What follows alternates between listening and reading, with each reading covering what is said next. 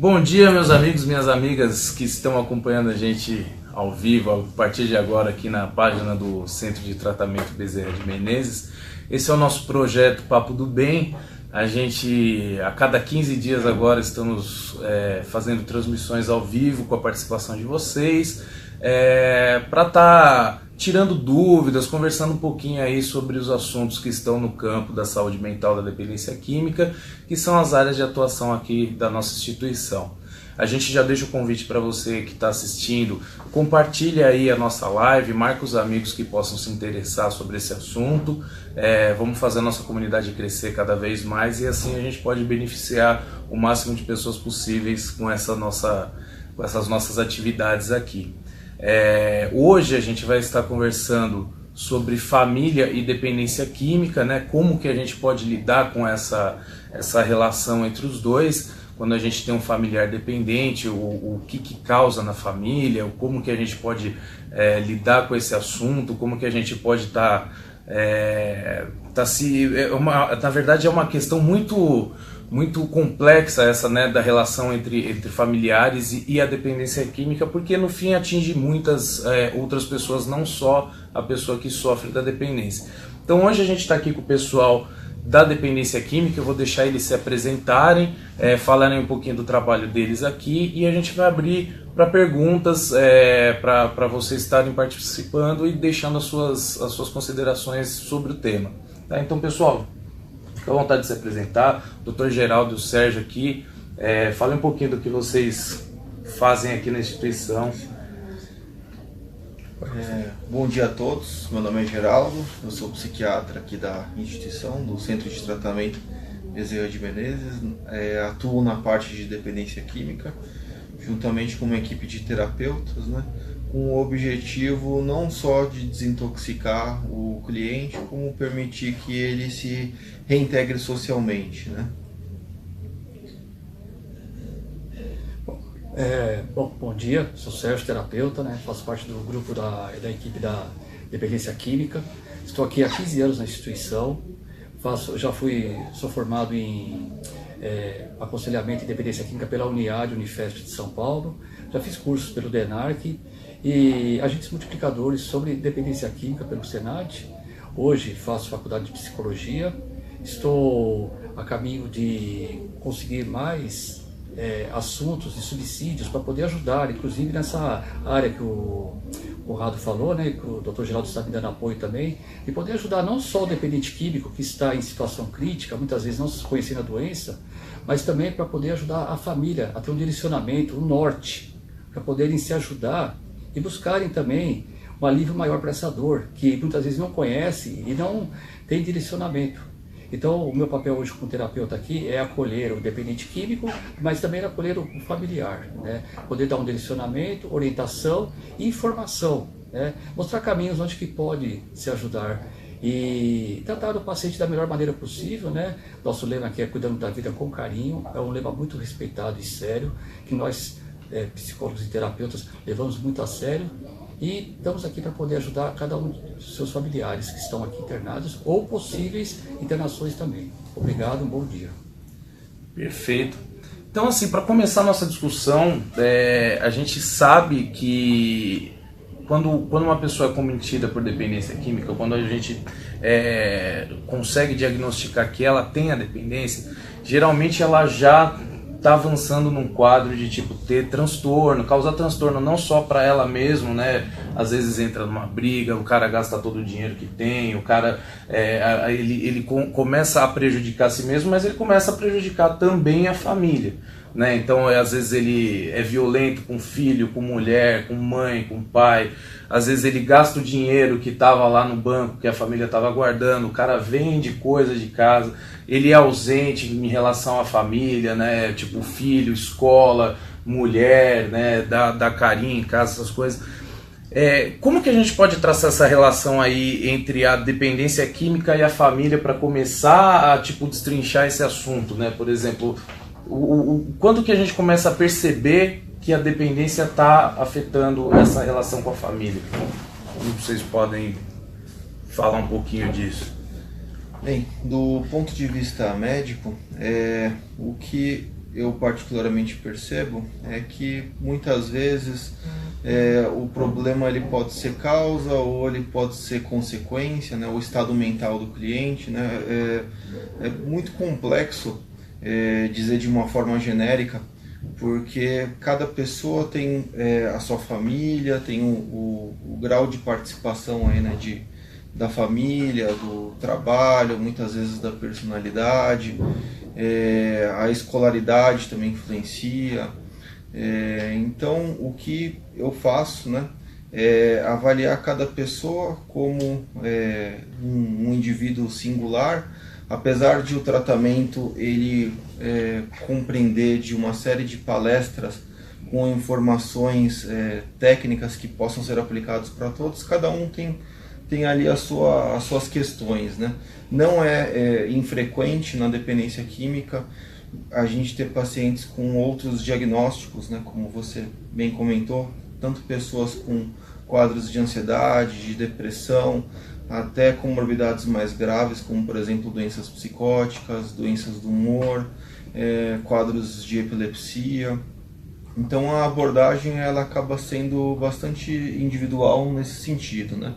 Em geral, a nossa proposta de tratamento é uma internação de 1 mês, então em geral nas 2 primeiras semanas é quando os clientes eles passam pela desintoxicação e um ajuste maior das medicações no sentido de controlar tanto sintomas de fissura quanto de abstinência, quanto outros sintomas relacionados às outras comorbidades psiquiátricas, né? E nas últimas 2 semanas, em geral, um ajuste mais fino ali, né, dessas mesmas medicações, no sentido muitas vezes de desmamar alguns remédios que a gente usa em doses mais altas no começo para controlar esses sintomas, um ajuste ou outro de antidepressivo, de antipsicótico, né? Então, cada caso é um caso, né? Do ponto de vista médico, eu diria que funciona mais ou menos assim, né? E você? Então, do ponto de vista terapêutico, em conjunto com o médico, o psiquiatra, né, como a gente já falou mesmo, essa parte medicamentosa ela é muito importante no processo do início do tratamento, que é a abstinência, né? Muitos chegam aqui em processo de abstinência física, e saindo desse processo de abstinência, é feito o quê? O acolhimento, que traz o quê? A quebra da negação com relação à doença, e é feito também a reorientação sobre o que é a dependência química, por que o paciente está aqui internado e a necessidade dessa internação, um período provável de 30 dias, dependendo de cada caso. Com isso, em conjunto com esse tratamento do paciente, nós trazemos a família também para quê? Para que a família saiba como lidar com esse quadro, com esse paciente, que tem informação sobre a dependência química como uma doença incurável, progressiva e fatal, e que quando o paciente sair da internação, poder saber lidar melhor com ele lá fora, ter um lar um pouco mais funcional, porque quando vem internado, o lar fica disfuncional e é questão de saber o quê? Saber lidar com algumas ferramentas que nós proporcionamos durante a internação, através do quê? Palestra, grupo terapêutico, dinâmicas, filmes terapêuticos e também, além dos pacientes nós reorientarmos para, quando sair da internação, dar sequência no processo ambulatorial, o TADQ, nós também orientamos o familiar ao processo de codependência que nós temos aqui na própria instituição, que é a segunda-feira à noite, 7 horas, correto? Então, e além dessa ferramenta, para o paciente tem o Alcoólicos Anônimos, Narcóticos Anônimos, que são os grupos de autoajuda, pela identificação de cada um deles, dependendo o quadro que eles estavam usando, ou o álcool ou a droga. E também a família tem grupos de autoajuda, além do Brasília de Menezes, tem o Alanon, Naranon e o Amor Exigente. Então, são esses direcionamentos, essas diretrizes que nós passamos para o paciente e o familiar. Por quê? Para os dois poderem andar junto no processo de recuperação. Tá, então, assim, só para a gente traçar um panorama, assim. Se eu tenho um familiar com problemas de dependência química em casa, né, então ele é usuário de droga ou usuário de álcool e tal. Se eu tenho, por exemplo, eu tenho alguém na minha casa com esse problema, aí eu vou lá e consigo a internação dele, né? A gente conversa, tal, ele se interna. que tipo de tratamento que eu tenho que fazer, que tipo de coisa que eu tenho que me preocupar em relação, eu sei que ele vai ficar lá, mas ele vai voltar. Ele vai voltar pronto, ele vai voltar curado, ou ele vai voltar com alguma coisa, eu preciso fazer algum tipo de tratamento. A gente fala de codependência, né? A gente sabe que essa dependência é relação, por exemplo, eu tenho um pai, eu tenho um irmão, então no fim a dependência dele me afeta, mas a partir do momento que ele vai ser internado, eu tô pronto ou eu preciso me tratar também? Fala um pouquinho disso. Sim. A indicação de internação na dependência química, ela se faz quando o tratamento ambulatorial ele se mostra insuficiente, né? Não é todo paciente com dependência química que acaba tendo necessidade de ser internado. Então, em geral, quando existe o problema, quando ele é identificado, quando se necessita de alguma ajuda, alguma orientação, o ideal é vir a um serviço de emergência, né? Um pronto-socorro, né? E havendo essa indicação, no caso do paciente, ou já ter se frustrado diante de tentativas ambulatoriais, ou estar num grau de compulsão muito alto, com sintomas físicos, com uma incapacidade plena de fato de se manter abstinente, a não ser que esteja num ambiente protegido, aí a gente procede com a internação, né?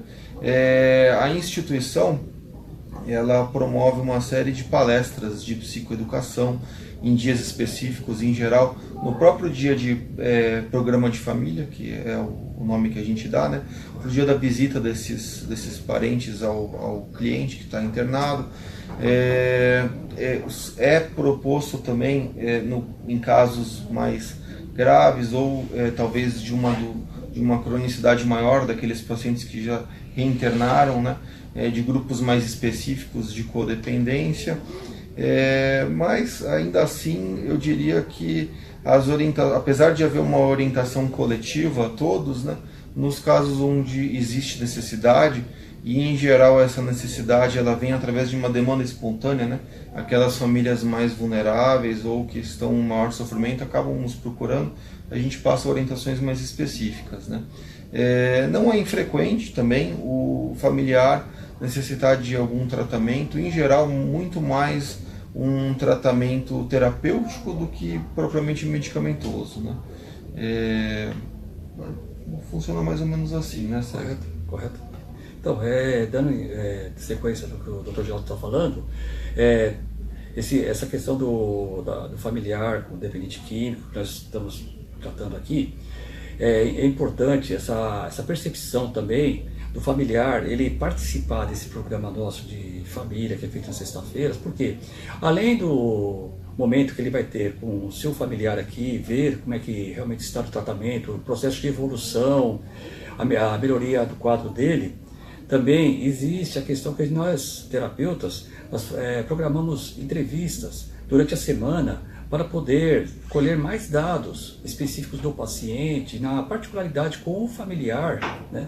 Para poder saber algumas coisas, porque nós temos um questionário com relação a detalhes, umas perguntas detalhadas sobre o processo de vida da bebedeira, do uso da drogadição lá fora, mas na particularidade com o familiar, muitas vezes o familiar traz coisas além daquilo que a gente colhe com o próprio paciente, porque muitas vezes o paciente ele não traz tudo aquilo que a gente necessita de material para poder tratá-lo.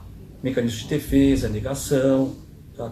Momentos de apagamento, que ele não se lembra do que fez na noite anterior, alguns casos de processo de possível suicídio também, e a família traz isso para nós. Tá? Então por isso que é importante esse envolvimento da família com essa programação que nós proporcionamos para o paciente e para a família. Por quê? Porque a família traz o paciente através do desespero. Sabe? Não sabe onde colocar o paciente para tratar ele, né?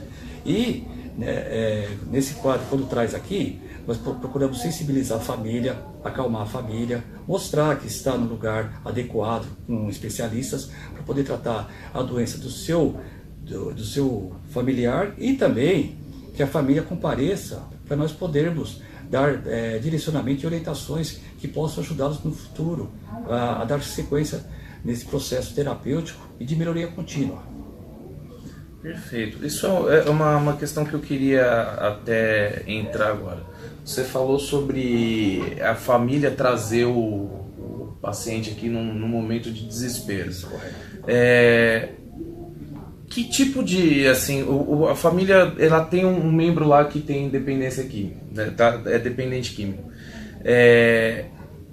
Eles tentam falar, olha, você precisa se tratar. O cara, não tem problema. A gente sabe que o primeiro indício é negação, né? Então ele sempre fala que não, eu controlo, eu tenho domínio sobre o meu uso aqui, é uma coisa mais recreativa. Sempre começa com essa conversa. Mas a família, por exemplo, a mãe vai percebendo o filho mudando, vai percebendo o filho perdendo o controle, mas ela conversa e não consegue. Que tipo de abordagem que a pessoa tem que ter para conseguir atenção e conseguir uma cooperação do dependente para se tratar, ou ela tem algum outro mecanismo para conseguir tratar ele, mesmo ele não querendo? Existe essa... Porque é uma realidade assim, a gente responde muita pergunta em cima dessa situação. A pessoa vem e pergunta assim, olha, meu filho está usando droga, o que eu faço? A gente fala, olha, traga ele para uma consulta. Mas ele não vai vir numa consulta. E aí, que tipo de abordagem a família pode ter com uma pessoa que está entrando num processo de dependência assim, autodestrutivo, né? Só que ao mesmo tempo ela está numa negação muito grande ainda? Que tipo de coisa que ela consegue... Sim, bem, do ponto de vista técnico, o que permeia a decisão de uma internação psiquiátrica são os riscos nos quais a pessoa está envolvida, né? Então tem alguns riscos previsíveis na psiquiatria. Um deles que a gente chama de risco de agitação psicomotora, risco de agressividade, ou uma agressividade heterodirigida, ou seja, com outros, ou autodirigida, né? Aquela pessoa que eventualmente, no momento de maior angústia, possa ter uma ideação suicida, né? O risco de exposição social, né? O que mais? Risco de perturbação da ordem pública, né? Então, havendo esses riscos, né, e uma incapacidade do cliente, né, mesmo após sensibilização da família, de perceber que existe necessidade de tal tomada de decisão naquele momento, a gente pode, no caso a família, né, ela pode, sem menor problema judicial, diria assim, né, de certa forma obrigar a pessoa a vir internada, né, através de serviços de resgate, ou a família mesmo, às vezes, traz a pessoa à força, porque naquele momento, havendo um desses riscos, subentende-se que a pessoa ela não está com a capacidade plena de tomada de decisões, né? Isso na psiquiatria, né, não só na dependência química, como em doenças onde existe o rompimento com a realidade, né, nas psicoses. Isso é uma condição que existe na nossa realidade, né? E tendo em vista, né, a nossa amostra, né, se tratando de um hospital que existe esse serviço de internação, acaba sendo uma amostra um pouco enviesada. Então, esse perfil de paciente certamente nos procura, né? Uhum. Cada hospital, né, acaba tendo o seu público, né, mais frequente, mas aqui, em se tratando de uma instituição que já existe há muitos anos, que nós temos internações e eventualmente surgem pacientes com esse tipo de problema, sim. São tomados alguns procedimentos técnicos, né? A gente utiliza medicações para tentar frear esse processo. Existe a parte legal também na instituição, a comunicação ao Ministério Público, havendo a involuntariedade da internação. A família inteira ela é ciente, ela acaba sendo orientada com relação a isso, né? Isso faz parte da nossa realidade, né? Eventualmente acontece, né? E eventualmente é necessário também, né? A gente não pode, a família ela tem um direito também, na verdade, quando a pessoa ela perde a capacidade de tomar as decisões, ou ela está fazendo algo que ela possa se colocar em risco, automaticamente a família acaba sendo corresponsável, né? Seja um esposo, uma esposa, pai, mãe, né? Eu diria que funciona mais ou menos assim, né, Sérgio? Sim. E essa questão do que você trouxe ali, a corresponsável, a gente também tem um nome chamado facilitadora também, né? A família muitas vezes ela se torna facilitador facilitadora, para quê? Para minimizar, né, até prejuízos que ele está causando em casa, tudo, né? Porque eu já falei, né, às vezes a família não traz tanta material para nós, né? Depois, conforme o tratamento, que a família vai abrindo mais a questão de a parte social, né? A parte espiritual também, que muitas vezes se afastou de algum poder superior, né? E essa questão do desespero da família é muito comum aqui, né? Porque a gente percebe que a família ela não quer muitas vezes se expor para pedir ajuda, porque existe a vergonha, sabe? Ela não quer que o vizinho conheça, que outro familiar saiba que está tendo um problema dentro de casa. Então é mais fácil isolar, né? Então é um método errado, né? O que seria correto agora? Hoje nós estamos no século XXI. Nós temos tecnologia, temos computador, temos WhatsApp, tem um monte de fonte de comunicação. Então, é pedir ajuda, conversar com alguém mais esclarecido, né? Buscar, hoje as Irmandades de Alcoólicos Anônimos, Narcóticos Anônimos, eles têm equipes, assim, grupos que fazem abordagens, né? Às vezes até no próprio lar, ou então marca uma hora de encontrar no processo da reunião. E como nós estamos aqui numa clínica também, sabe? Não se limitar também a deixar de vir aqui comparecer na clínica, na instituição, para fazer um diagnóstico, uma avaliação mais precisa com os profissionais que estão aqui mesmo, sabe? Com pessoas especializadas. Não entrar naquele achismo. Olha, eu acho que dá, Não. Nós estamos lidando com vida, e vida tem que ser levada a sério, sabe? Porque assim, a doença, se ela não mata, ela leva uma loucura, sabe? Uma morte precoce também. Então, nós temos que tomar muito cuidado com o ser humano, com a vida e com o próprio familiar também. Porque o familiar, ele fica restringido a um espaço que ele não quer se expor e acaba prejudicando ele achando que está ajudando, né, facilitando aquela condição mórbida, né, e doentia do dependente químico. Na verdade, ele está prejudicando. Então, por isso que nós passamos essa informação. Procurem ajuda, procurem centros especializados, como nós estamos aqui hoje, de braços abertos aqui, com especialistas voltados para essa área da dependência química, porque essa questão da dependência não é só parar com o uso do álcool e da droga, é também fazer a manutenção da sobriedade, né? E ter uma vida que nós ensinamos aqui dentro, voltar à ressocialização, voltar a ter uma vida significativa, uma vida útil, que foi perdido lá fora, através do uso do álcool e da droga.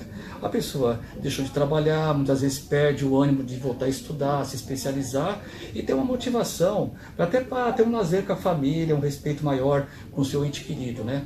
Então, isso tudo faz parte do nosso tratamento hoje aqui no Centro de Tratamento Bezerra de Menezes, né? Então, são ferramentas que nós proporcionamos aos familiares e que, assim, não deixem de usar essas ferramentas que nós estamos proporcionando hoje para vocês. Obrigado.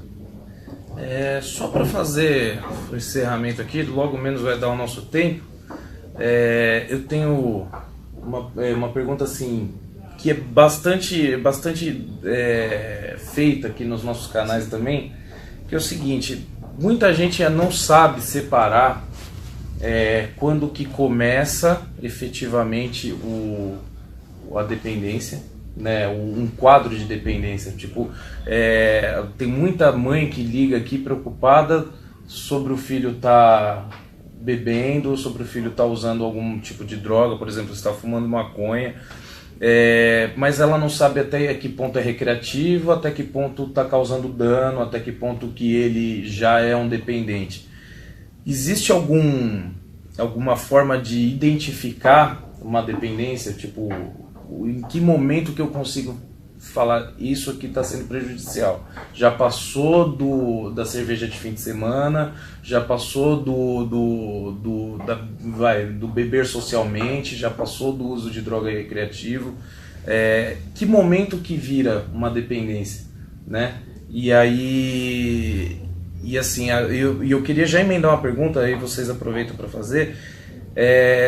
Quando está em casa, né, por exemplo, a gente identificou que tem, né, por exemplo, como que eu identifico que existe? Aí agora que eu sei que tem, se eu não tomar conta, se eu não fizer nada sobre, né, até que ponto que a gente pode chegar? A experiência de vocês já demonstrou que a minha passividade em relação à dependência, o que ela pode causar na minha vida? Isso é uma coisa que a gente seria legal falar sobre, porque muita gente fala, vai passar com o tempo melhor, ele está passando por uma fase, tal, mas se eu for permissivo, se eu for passivo em relação a isso, até onde isso pode ir? Né? Às vezes eu não estou esperando que aconteça alguma coisa e ela pode acontecer. Então seria legal comentar também sobre. E é isso aí. Sim. Essa é uma questão muito complexa e abordada de diversas formas dentro da própria psiquiatria, né? Em geral, a grosso modo, a gente entende que existe de fato a dependência, né, quando a pessoa ela já tem inúmeros prejuízos por conta daquilo, quando ela não consegue parar. Só que por outro lado, o que a gente observa quando começa a esmiuçar a história de cada um é que em geral o uso de uma substância, né, que é psicoativa, seja ela qual for, a bebida alcoólica ou a maconha, ainda que um uso recreativo, ela sempre está acompanhada de algum problema ali na vida da pessoa, né? Problema, alguma situação, mesmo de experimentar com os colegas, uma certa fragilidade, né?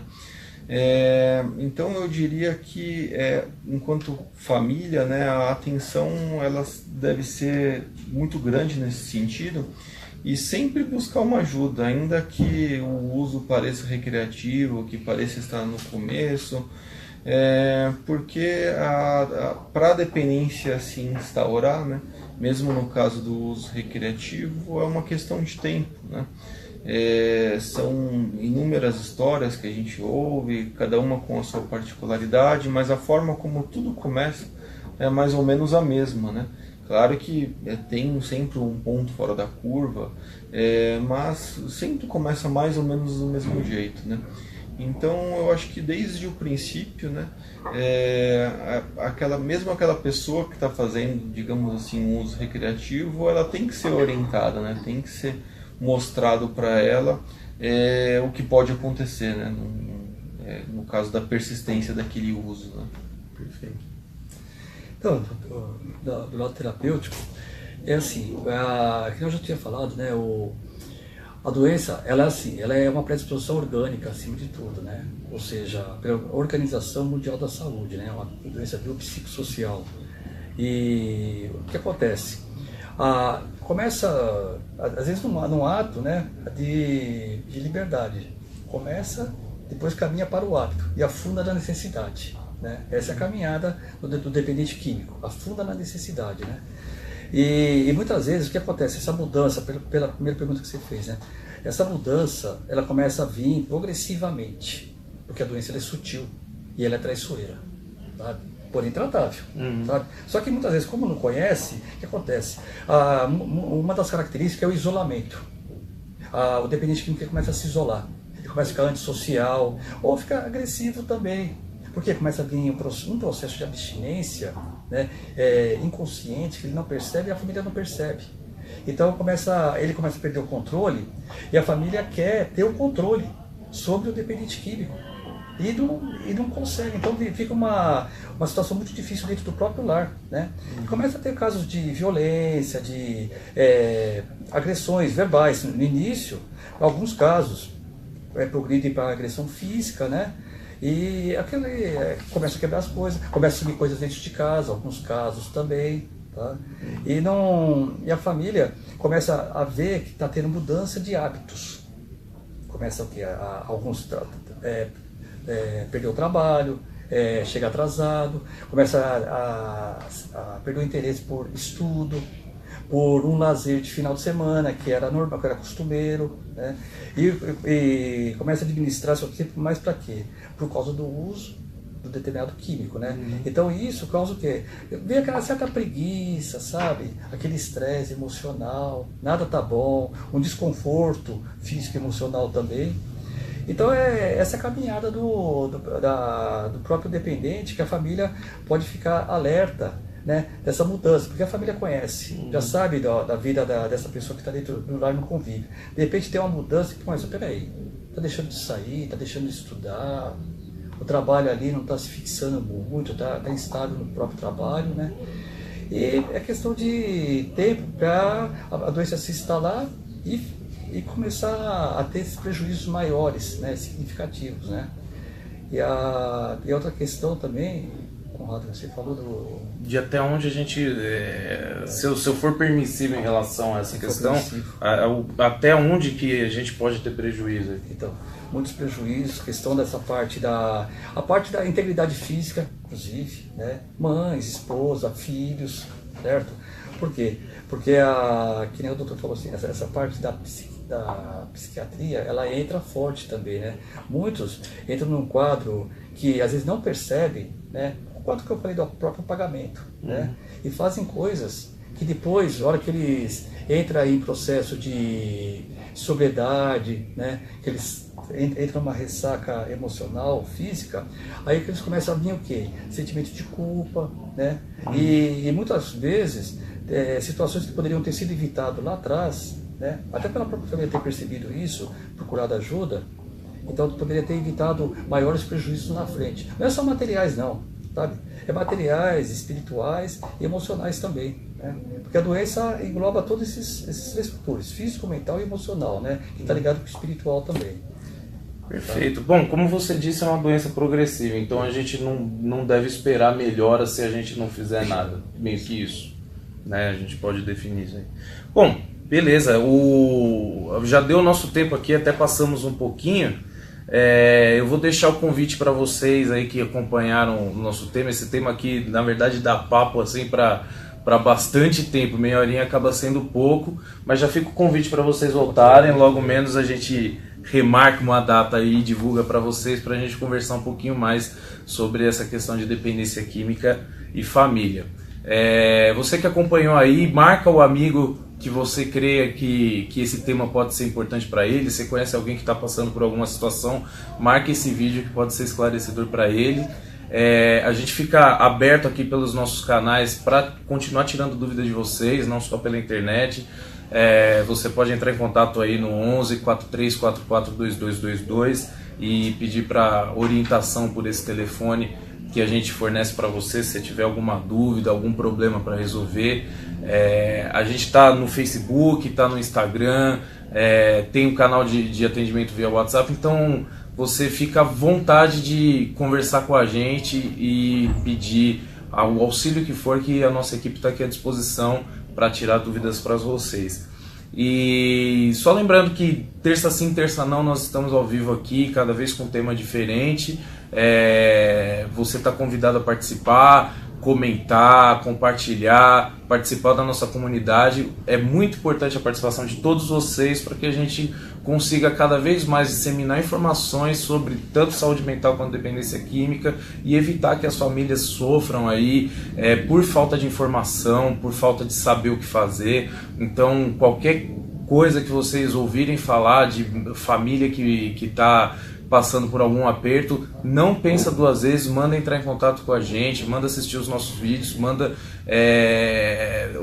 fala sobre a gente, fala sobre o nosso trabalho, que com certeza vai ser bastante iluminador para ela aí nessa obscuridade que é enfrentar problemas dessa ordem aí. Então fica o nosso abraço, um desejo de uma boa semana para todos vocês. Agradeço a disposição aqui do Sérgio e do Dr. Geraldo aí por ceder um pouquinho do seu horário de trabalho para conversar com a gente. E uma boa semana para todos nós aí. Fica um abração.